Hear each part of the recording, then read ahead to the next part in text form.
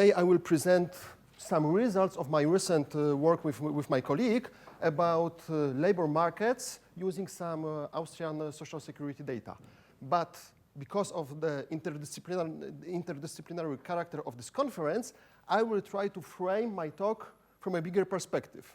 Yes, so namely, I will organize a sort of helicopter tour over methods how to identify causality from data and how we can use machine learning to not to be overwhelmed by the scale of big data problems.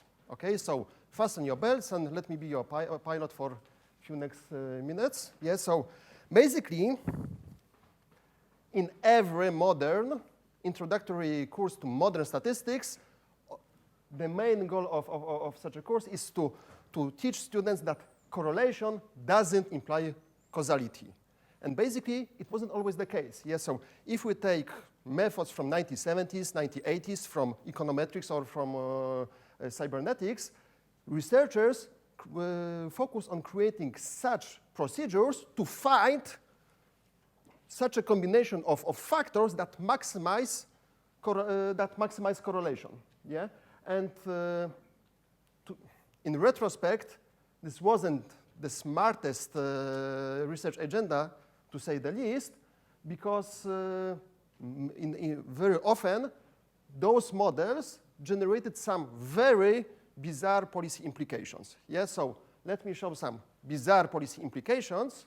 So for instance, if we took those procedures very seriously, then basically, if we want to increase the number of computer scientists in with PhD degree, we should create some subsidy for arcade amusement parks. Yeah, so it's quite questionable whether it's optimal. Yeah.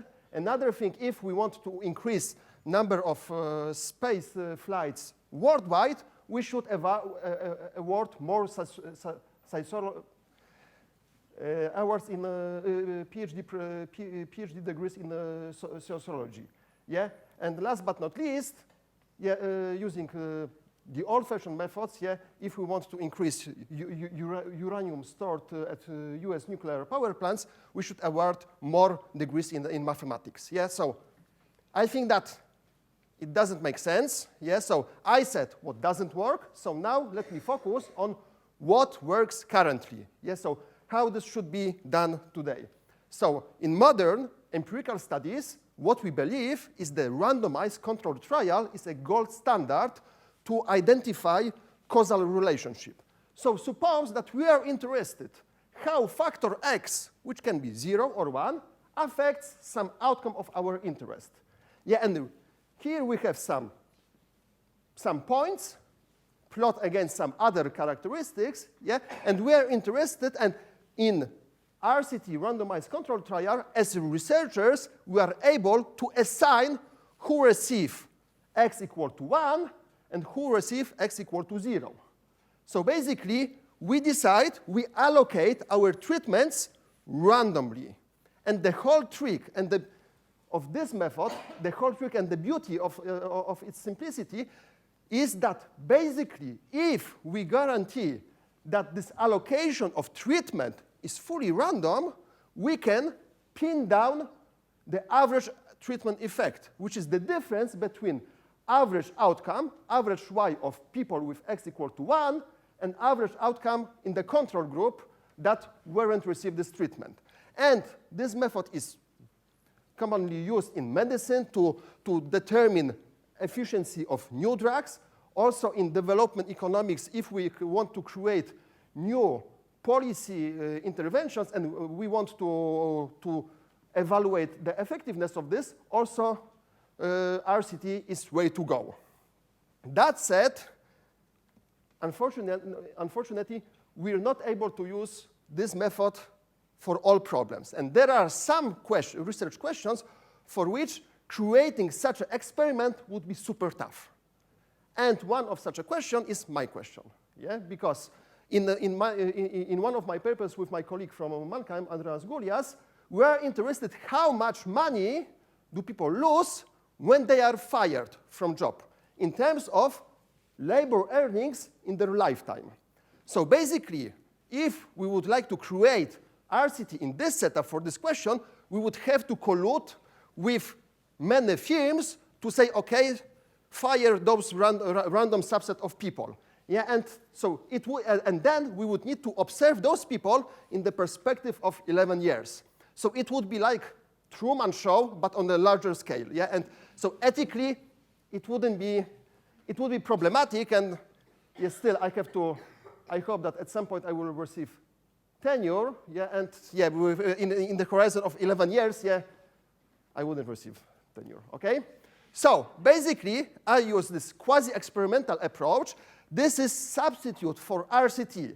So what we use in this approach is that we use some past events for job termination, and we try to find such events that are as random as possible. And in the literature, what is used widely in this type of, in the literature of earnings losses is mass layoffs. Mass layoffs are such events in which company fires over 30% of the workers. Yeah? And this is something which is the most similar to random event, yeah? Because firms randomly fire those people, yeah? Because it's quite unexpected for those firms. So in our exercise, we use social security data from Austria. It's equivalent of Polipzus. So we have all observations about 9 million of Austrian citizens over the horizon of 30 years. So we observe all of those job changes, yeah, and we observe this over the horizon of 30 years. Yeah. So basically, yeah, and this is it. Yeah. So basically, using this quasi-experimental approach, we compute the difference between average earnings of displaced workers, and we subtract average earnings of non-displacement workers, which is our control group. And using this method, we identify that the cumulative 11-year average earnings losses equal to around 65,000 euros in the horizon of 11 years. So if I weren't, so this number is huge number, yes, in terms of average annual earnings, average Austrian guy earns around 36,000 euro. Yeah, so it's a huge number. But now it's crucial thing, which is problematic for this method, but also for RCT in general. Because basically, now we have only one number that determines the whole population. And here, if we are interested, what if different workers suffer differently from earnings losses, this number doesn't tell us a lot. Yeah? So traditionally, what people use in empirical studies is that they split data sets into smaller subsamples, and they study whether this treatment effect is the same for those different groups. The problem is that here we introduce some theory. We introduce what is important according to us, and it's not data-driven procedure anymore. On top of this, there are a lot of, so for our setup, there is a lot of possible splits that we would need to consider. It's much fewer than number of possible molecules, but still this number is large. So instead of this, we adapt a generalized random forest recently developed by Susan Athey from Stanford GSB. And in this method, we use machine learning technique that tries to explore the space of all possible splits in such a way to maximize heterogeneity of treatment effects between different groups. Yes, so, and by saying that we adapt, is that we're not taking this algorithm from the shelf, but we adapt it to our setup. Yeah, so it took me 9 months to code this, yeah, and it was a terrible period of my life, yeah, for coding, yeah, but now we have this algorithm, yeah, and still I think that it's not very optimal because Piotr's code, you said that you need 1 day to solve your problem. We need 1 week to solve our problem and on supercomputer. Yeah, so it's, but maybe okay. Yeah, so and I think that Okay, I'm not sure which problem is more difficult here, but I'm pretty sure that I'm a worse programmer than you are, yeah? So, okay, so basically, so notice, we have generalized random forest, and this is only illustration of one tree. Forest is a collection of many trees, yeah, and this is a sort of representative tree. So at the very top, we have one number, which is average treatment effect, average earnings losses for the whole population. And then, if we split our data set with respect to firm's fixed effect, this is a measure of firm wage premia to those firm with that pay on average better than others, and those firm who don't pay that much, then we will see that there is already some heterogeneity. That if I'm hired in a very good firm, then those earnings losses increase to 81,000. If I work for a firm who isn't that good, then my earnings loss, basically then even I don't have those earnings losses. Yeah, so basically, using machine learning algorithm and building many trees, in the current version of the paper, we have 5,000 trees. We are able to identify treatment effect for every person, individual treatment effect. You give me your characteristic, I can, using the structure of the forest, identify what would be if you were displaced from work. Yeah, so the recession is coming. Yeah, so I can compute this for you. Yeah, okay, but so, and it may be even okay. Never mind. Sorry.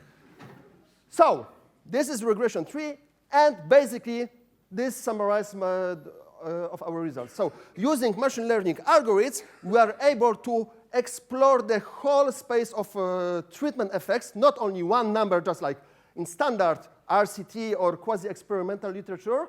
We can identify that there is substantial heterogeneity of those earnings losses. Average earnings losses are around 65,000, but quarter of people, for quarter of population, those losses are even greater than 93,000 euros. Yeah, while 8% of workers who, on average, they are hired at low-paying firm in the neighborhood where there are good firms with good salaries, for those people, there are no losses. Yes, so I guess that this is it, and this is not random forest, but forest from neighborhood of my hometown.